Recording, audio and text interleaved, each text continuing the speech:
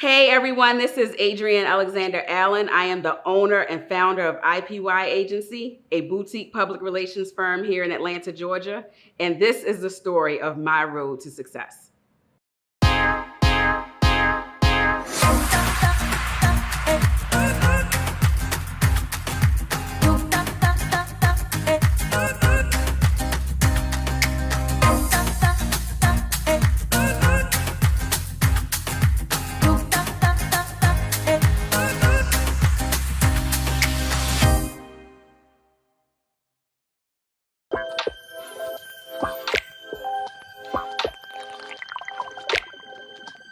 So I am from Baltimore, Maryland originally, and when I was at home, I started out, I knew I was gonna be a radio personality or actress, and so I started out writing. So I wrote for some local magazines and publications that had a lot to do with celebrity, right? So it was like whenever I would do these interviews and have these conversations, I never meet strangers. Like even in all of my life, I've never met a stranger. And so for me, it was how can I keep these relationships and not necessarily need to be in front of the camera? And so I was doing an interview. This is for everybody. The Wire was still wildly popular. I know it's still popular, but it was like when it was running. And so it was a season with the children. And I was doing an interview with Nathan Corbett, who played Donut on The Wire. And when I was doing an interview, I asked his mom if he had a publicist. And she said no. And I was like, well, let me do it. And I'll do it for free. And so that's how it started. I started out working with a few of the cast members from The Wire, did a lot of free work. But early on, I was like, this is going to be a business. This is not a hobby. I love doing it. I love interacting with people. And that's how my agency was born. So I went to college backwards. My agency started a long time ago. I've been working in PR for almost 20 years, even though I'm only 20 years old. But I started my agency first. And because this was something that I wanted to do full time, I wanted to try to figure out a way to do it. And so early on in my career, like I said, I did a lot of stuff for free. And then the clients that did pay me were not paying me enough to sustain and to live. So I was like, okay, well, let me go back to school and see if I can do this the corporate way and get enough money to still be excited about PR and wanting to work with clients. So I did graduate from the amazing Morgan State University, HBCU love, go Bears. But I did have a full career before I went to college. And then even after I went to college, the degree really didn't make a difference because my passion is entertainment in that lifestyle celebrity space. And so school gives you the foundation, but it doesn't erase or take away from experience. Doing free work is definitely beneficial. I feel like the level of free work is where the kind of gray area comes in. We all, obviously back in the day, they were called internships, right? And you do all the grunt work, you do all of the work that nobody else wants to do. However, when you're building a business, if it's free and it's your passion, it doesn't feel free. I learned a lot doing the free stuff. I learned what not to do going forward. And also I got to the point where I learned, okay, I can't do no free stuff no more. You know what I mean? So it's like you learn from doing free. And again, as you're growing, as you're building, if this is what you love, it does not feel free.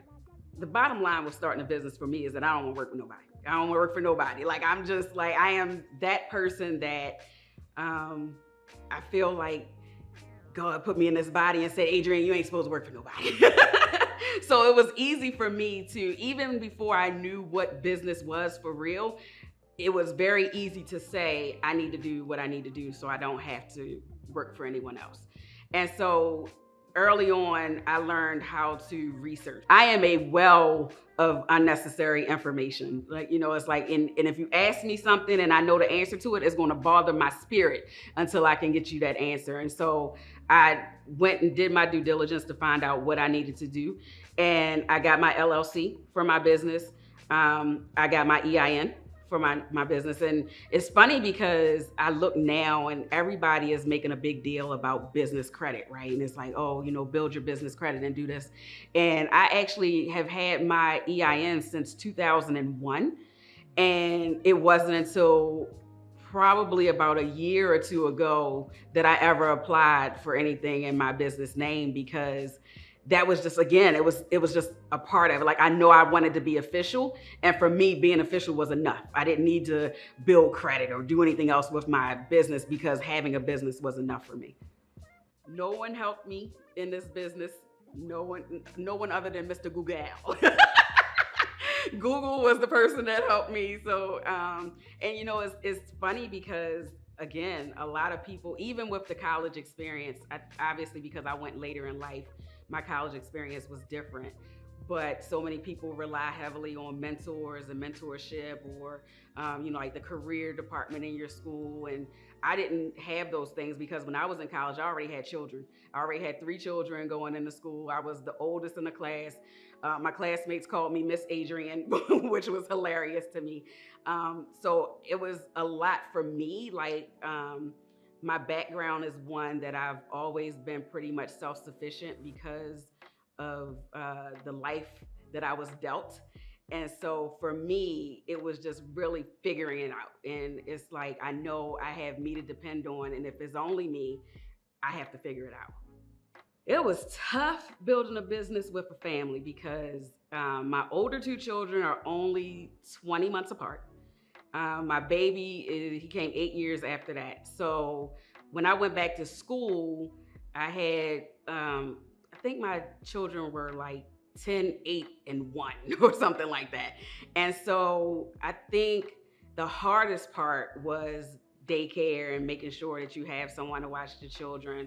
I was a single mom with my first 2 for a long time. And then I was married with my youngest son. And so even though being married helped some, I was still in that mindset of I'm a single parent. And he'll probably say that's why we got divorced, but I was still, so it was like, even for me, I utilized every opportunity that was available for me. So my job that I had offered reimbursement, school tuition. So I was able to get, and this is, look, if any of y'all work for state government and they offer you in-school tuition reimbursement, take it, even though it's not the money. So I was able, my job actually gave me 6 hours a week to go to school. So I would leave work in the middle of the day, go take classes, and go back to school. And then I had night classes. And so it was, for me, again, even though in the later part I had a husband, I still felt like it was on me to make it happen. And so I was the one that made sure somebody kept the kids. I was the one that made sure I could pay for school. I was the one that did my due diligence with making sure the numbers was right on my FAFSA. Y'all know what I mean. But yeah, it was me. Like, I had to do it, and I felt like I had my children, and regardless of what their dad did, my ex-husband did, like, it was still on me. A huge challenge of building any business is the business, right? Like, you want to build a business and you want to get paid. You want some money. And so building a business does not come with money right away. And so I think that's why a lot of people, if you're a solopreneur, don't get, or entrepreneur, workpreneur, don't let anybody tell you that that's wrong or not to do that. Because if you have to work a full-time job while working your business, do that. Whatever's going to still, because we need to eat, we need to live, you got to have a roof over your head. So if you need to work a 9 to 5 and then work a 5 to 9 job on your business, do that. Because the business is not going to just come self-made. Like, you're not going to just say, oh, I'm starting a business today and tomorrow you're a millionaire. It doesn't work that way. And so with business, in order to get paid, you have to do the things that are going to help you along the way. And some people are able to, get money right away, and that's fine. I applaud everyone in their journey. Everybody's journey is different. But for me, my journey did not start with money from a business. My journey started with working full-time job, working business full-time, and going to school full-time. I think for me, I knew I was official when I met LaToya Jackson. I was like, I'm like, ooh, I met a Jackson. It's not the Jackson, but it's a Jackson. You know what I mean? So I feel like PR gave me such amazing opportunities. I know that now, people are really like, oh, I'm a publicist. And it's different because you have the internet, and you have so many people who have become famous from the internet. So they kind of got a back door into celebrity and into entertainment. But for me, there was no back door. So it was, like for me, as a true, I say true, not disrespectful at all. I'm saying as a publicist that had to go through the yellow pages or look through white papers, who had to email people and pick up the phone, and there was no social media. We got it out the mud, as the children say today. You know what I mean? There was no internet that stared you in the face, that gave you every piece of information that you needed. And so for me to early on in my career, be able to make it to the BET Awards every year, or go to All-Star, ESPYs, doing these huge events with these people that I watched on television, and I got paid to go there. You know what I mean? They're flying me there. They're paying for my hotel. They're giving me food. You know what I mean? And it's just like, it was like a wow, I get paid to travel and essentially be a babysitter, because that's what you do. Like, we are, as a publicist, you are a babysitter, you are a gatekeeper, you are a secret keeper, you are a manager, you are security when security isn't around. We hold so much. And I think that, unfortunately, that's a part that publicists of today, like if you're starting now, you won't get to benefit from those things because it's changed so much. But for us, it was really, relationships were formed over the telephone. People don't use the telephone like that anymore. Even though the people who know and benefit from still do it, but the majority of people don't. And I think that it's kind of a disservice to them, because PR, it evolves. It doesn't change. It evolves. And that evolution is part of what's missing from today. Two key events for me that happened early on that helped me to realize that this was really what I wanted to do. So I mentioned that Nathan was like my very first client. And as a start, I was able to get Nathan in Right On magazine. So for anybody that's old enough to remember Right On, it was like, for me starting out, this is my first client. This is my first time saying I'm going to do PR. And I was able to get Nathan a spread in Right On. So that was great for me, because I'm like, oh, okay, I can do this for real. And then, like just being in that celebrity space and being around people that people don't believe that you're around them. And they all, I swear, every time I would post something or I go to an event, people were like, oh, put me in your suitcase, or can I be your assistant? And it was really funny, because there was a time when I have a comedian client who I've been working with for years, and a lot of working with him has put me in other spaces as well. And so when Cat Williams was wildly popular, I was able to get Cat to do my voicemail. And so it was like the funniest thing. And it was like, hey, if you owe Adrienne some money, leave a message, or if you don't, nobody believed that it was really Cat on my voicemail. And I'm just like, it's him. And so, of course, going back to, there was no Cameo back. I know people now, you can pay on Cameo and things like this. But no, Cat Williams, for anybody who ever thought that I was lying, that was really him on my voicemail. So I mentioned that I do a lot on my own, and that's because I was raised by my grandparents. And I was raised by my grandparents because both of my parents struggled with addiction, alcoholism, substance abuse. And so being raised by your grandparents, I got all the love and the care that I could imagine. There was things that I would have changed, absolutely. But when you are skipping generations, your grandparents give you what they can. So that means that your needs are taken care of. Your wants are your own. And so for me, I had wants, and wants were money. So money meant I started working when I was 14. I left home when I was 16. As soon as I turned 18, I had my own place because I was legal and I could sign the lease. And after that, it was just I needed to make sure that Adrienne was good. It was just, I know that I have children, so I have to make sure my children good. I have me, I have to make sure that I'm good. I'm married, my husband is gonna be good, even though he's an adult and a grown man, he's gonna take care of himself. But I know that I can't solely depend on anyone else to do anything for me. So I gotta make sure that Adrienne got Adrienne.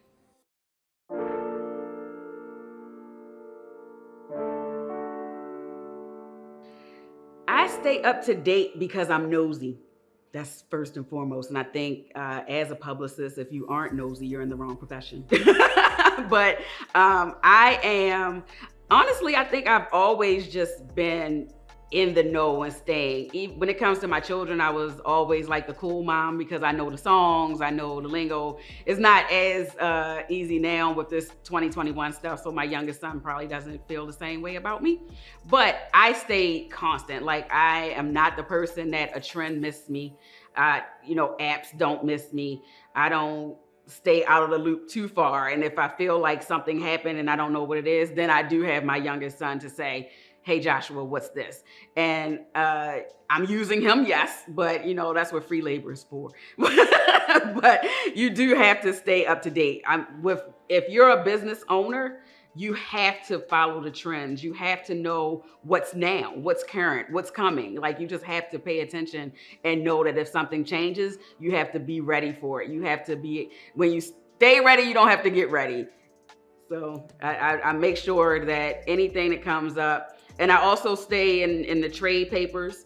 I get emails. I'm signed up to so many newsletters, especially ones that are in the PR space, to make sure that anything that comes out, I'm aware of it. I use the ability to stay up to date to assist my clients by bringing them in on whatever I see. So I'm always, if I see someone else in the news that's something relevant to my client, then I can say, hey, I saw this would be good for you. Or again, if an app comes out, if there's some software that can help them along the way, or if there is an event coming up. I mean, even though we're in COVID now, but it's still opportunities to say, I saw this, let's try that, and spin it into a way that it's relevant for them and beneficial. So for me, COVID was a lot. I mean, I know COVID was a lot for everyone, but luckily for me, my business is already digital and virtual. So there wasn't much to change on my side of it. But for my clients who traveled and worked outside of the home, it was a lot for them. Obviously, lots of events were canceled, travel was canceled.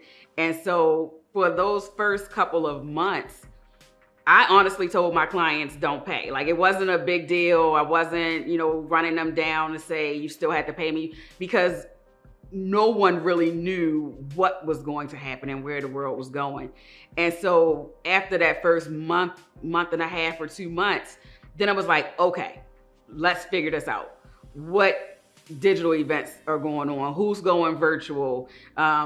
Let's change what you're doing. If you offer a service, let's bring that service virtual and start doing some lives and IG Live, Facebook Live, like incorporating your base into this digital space and bringing you over here so that it wasn't so hard and it didn't affect your pockets as much. In the new way of doing PR, I definitely don't like these social media publicists. It is a detriment and disservice to public relations. And I say that to say there are so many people who feel like PR is strictly social media. All you have to do is make some posts online, blast a e-blast or boost a post, and that's going to be your PR. And that is not how PR works. And unfortunately, a lot of publicists, including myself, we do more damage control for the field of PR than we do for PR sometimes. It's just like, whenever potential clients come to you, most of the beginning of the conversation is I had a publicist that didn't do anything for me. I had a publicist that all they did was took my money. I had a publicist that wanted to be on the red carpet more than I was on the red carpet. I had a publicist who thought that they were the client. You know what I mean? So it's like, these are how our conversations start. And I hate that we have gotten to the point that we have to PR ourselves before we get a client because of the wrong that has been done by publicists that truly aren't vast. They aren't experienced in the world of being a true publicist. Having PR on your team is one of the, if not the most important person on your team. Your publicist is the person that is responsible for your story. And I want to also explain for people, because the same question is asked all the time, and that is, can you get me gigs? Will you get me money? That is not what a publicist does. And I think that if more people understood what a publicist is and what we actually do, you would see the value and the benefit in it. But even though we're most important, we're the ones that are usually nickel and dime. You know, it's like you pay your manager because your manager is taking a commission. You pay your agent is taking a commission. When it comes to PR, you're just like, well, can I give it to you on the back end? Or can you book me and just, I pay you for what you get? It doesn't work that way, because as publicists, we are the ones who are reaching out on your behalf. We hear 20 no's before we get one yes for someone to tell your story. So you are investing in time. You're investing in a foundation for your brand that cannot come any other way without you having a publicist on your team. So on your team, there should be your manager. Your manager is the person who is booking you gigs. Your manager is the person that is going out and looking for work for you, which is why managers get paid based on what they bring you. If they don't, and that's changed some too, because now because people want to get paid. People want money. So initially it was that managers only got paid based on what they brought in, but there are some managers that now ask for money up front as well. Your agent is, again, for those who are entertainment, your agent is the person that is submitting you for paid opportunities. Managers and agents work in money. They are the ones that are bringing you money in. You look to them for your money. I need you to get me money. I need you to get me paid. Your publicist, you pay your publicist for people to know your story. We are the ones that are getting you free media, earned media. If there's anything that is remotely money-based, advertisements, billboards, social media blasts, anything that you have to pay for, those are tangible items that fall more under marketing and advertising. Publicists work in free media, television, radio, newspapers.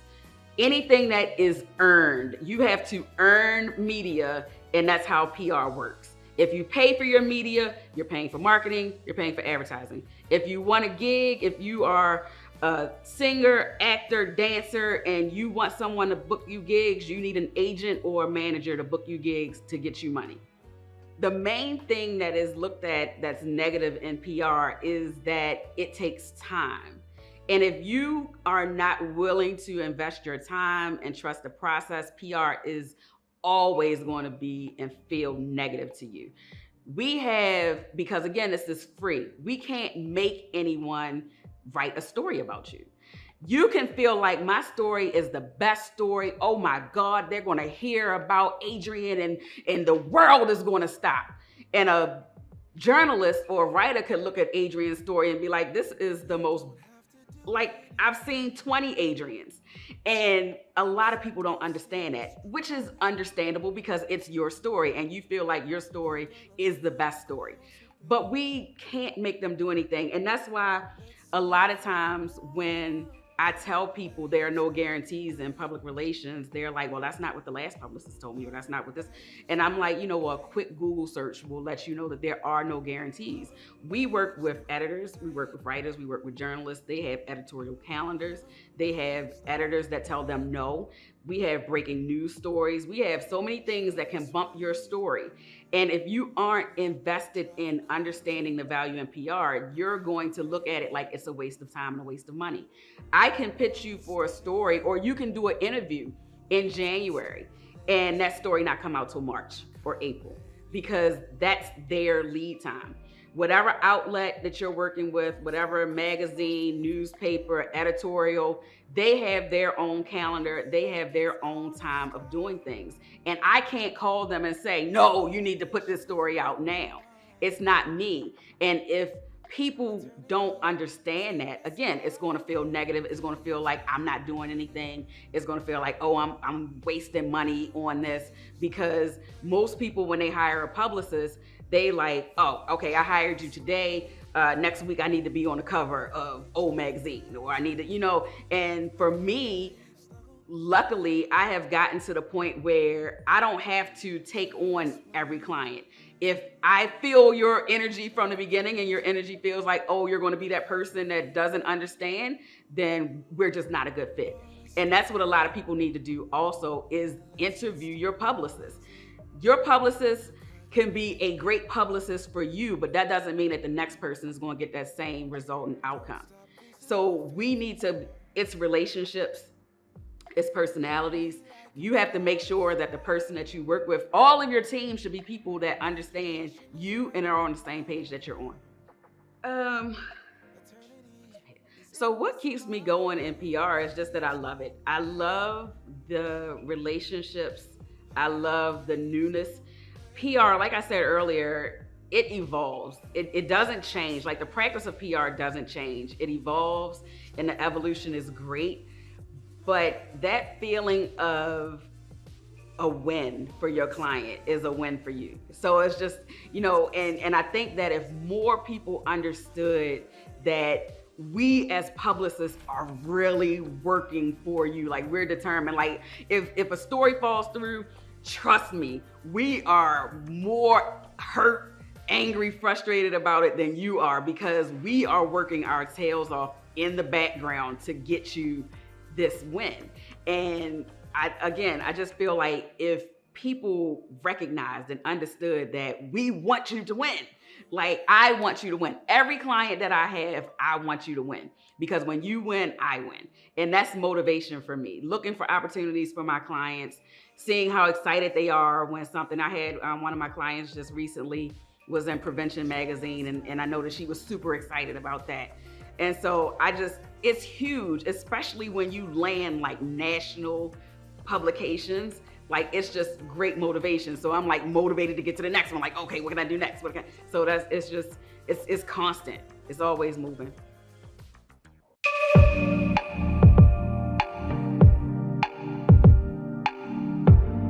I stay positive about the future by toning them folks out. I learned a long time ago that you can't please everybody. And I've had situations where I tried to please people, and I honestly can say I felt bad about it. Like, yo, why is this not working? Like, I'm doing everything I can for you. And it comes a time when you're just like, you have to let people be. And I used to, it served my heart fondly to go toe to toe with people. I swear to God, it did. I would go in the ring with you, as my husband says. And it really took my current husband to say, you don't have to get in the ring with everybody. And when he first said it, I was like, what? No, they said this to me, and I'm going to say that. And then he was like, but you don't have to get in the ring with everybody. It's like, they're going to say what they're going to say. And it took me a minute. It took me a minute to, I probably shuffled back a little bit and stayed in the ring and got on the ropes and got back in the ring and got outside the ropes and went back to the ropes and went back outside. You know what I mean? Like, because when you're so used to people pleasing or defending, because we do all this in the name of defending ourselves, right? It's like, you can't try to disrespect me. You can't disrespect my honor. You can't disrespect my name. You can't disrespect my people, and it's in the name of defending yourself, is all this back and forth and feeding into the negativity and allowing it to, affect you. And I'm just like, if I don't give it to you, you can't affect it, period. So I have to leave those people where they are. And you know, it's even sometimes I've done a good job of shutting conversations down. It's like if I ask you a question one time and you come back and try to ask it to me in a different way, you just will not get a response from me. When I get to 70 or 80, I will be proud to have left a mark.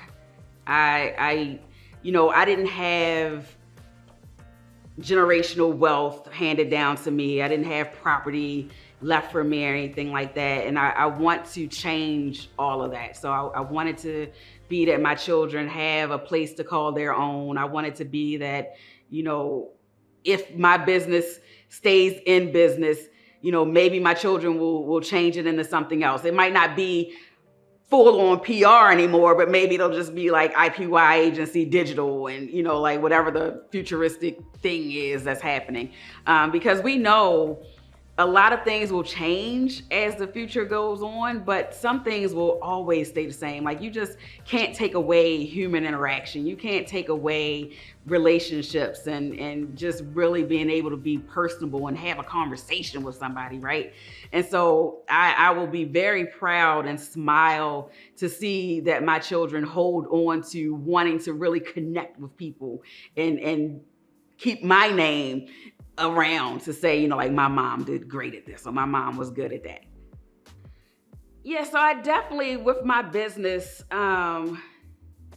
this is the year of partnerships for me.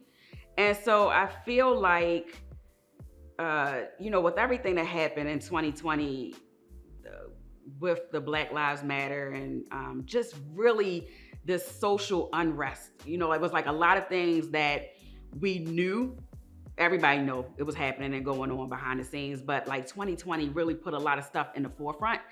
And I honestly want to be a part of this social movement to bring us back together.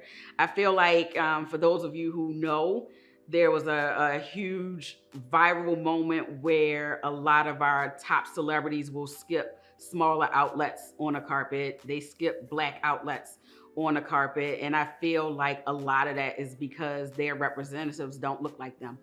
And, you know, it's like if your publicist or your manager, your agent doesn't make Black people a priority, then why should it be a priority for you?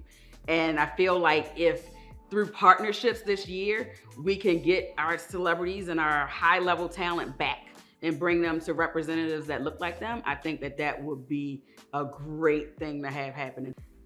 So for the future and the current, I am an author as well. So I wear many hats. So outside of being a publicist, I am also certified in conflict resolution and conflict management, which is another way that I stopped dealing with negativity. I teach people how to deal with it and communicate effectively. But then I also, as the adult child of addicted parents, I felt like it was placed on my heart to write a children's book. And so my children's book is out. It's called My Parents Have a Drug Problem. And it was written because most of the stories that we hear about addiction come from addicts. You know, it's like we're talking about how addicts go into recovery. We're talking about addicts after recovery. We're talking about their experience with substance abuse and how they went through addiction and what made them want to change. But there aren't stories of the children who go through addiction with these parents. You know, I have stories of understanding that if my dad asked to borrow my electronics, I would never see them again. Or, you know, like having anger issues and you know, having to really get into fights with my dad because of his addiction, or understanding that my dad used like I said, I was raised by my grandmother, which was his mother, and him just really, because he knew that he could do the things that he did to my grandmother. I did call her mom, but to my grandmother, because he didn't have anywhere to live. So, you know, it was a lot of hurt. And I resented my dad a lot because for me, he was disrespecting my grandmother. You know, it's like, why are you sleeping on my grandmother's couch that she paid good money for? Why are you bringing women into my grandmother's house? You know, it's like, there are no stories that really allow children to have a conversation about the things that they see when they live with parents who are addicted. And so my parents have a drug problem is written for children under 10. It is a picture book. But then it also has a guide that comes with it that's called A Guide to Talking to Children About Drug Addiction, because this is their reality, right? We aren't having these conversations because children aren't asking questions. And children aren't asking questions because this is normal for them. And so how do we get them to understand that this isn't normal? Yes, it's your normal and it's your reality, but you shouldn't have to go through this and you shouldn't have to go through it alone. So buy my book. It will be available Amazon, Barnes & Noble, wherever books are sold. Hey everyone, I hope you enjoyed this segment. If you have any questions, please follow me on Facebook, IPY Agency LLC, on Instagram, I'm Promoting You, and on Twitter, Promoting You. Thanks for watching.